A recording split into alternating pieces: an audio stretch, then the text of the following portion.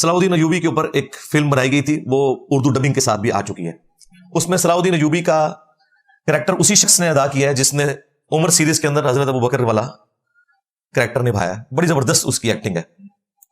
تو اس سے بھی آ کے ایک اس وقت کا آپ سمجھ لیں موٹیویشنل اسپیکر لڑتا ہے آ کے کہ حضرت صاحب یہ کیا، آپ تو موت سے گھبرا گئے ہیں، دشمن سے گھبرا گئے ہیں، اور وقتی طور پہ آپ نے جنگ روک لی ہے، پوسٹ پون کر دی ہے.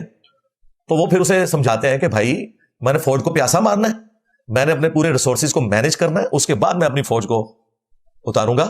اور یہ جو پہلے شکستیں مسلمانوں کو ہوتی نہیں ہے اور بیت المقدس تمہارے ہاتھوں سے نکل گیا، اسی وجہ سے نکلا تھا.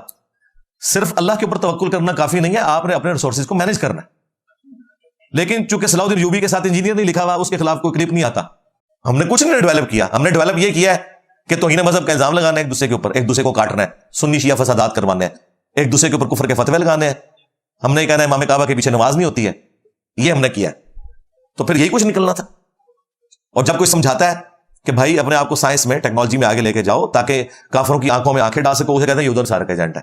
مجھے بتائیں جب یہ حالت ہوگی آپ کبھی بھی ترقی نہیں کر سکتے. یہ میری بات لکھ لیں.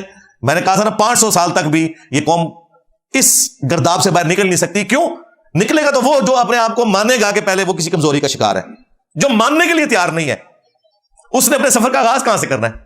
یورپ نے مانا ہے نا تو ترقی کی ہے. پہلے ان کے بچے ہماری یونیورسٹیز میں آ کے بغداد میں یا اسپین میں پڑھتے تھے، ان کے بادشاہ باقاعدہ لیٹرز لکھتے تھے کہ ہمارے بچوں کو داخلہ دیں. جس طرح آج ہمارے بچے جو ہیں وہ وہاں جانے کے لیے بے چین ہوتے ہیں.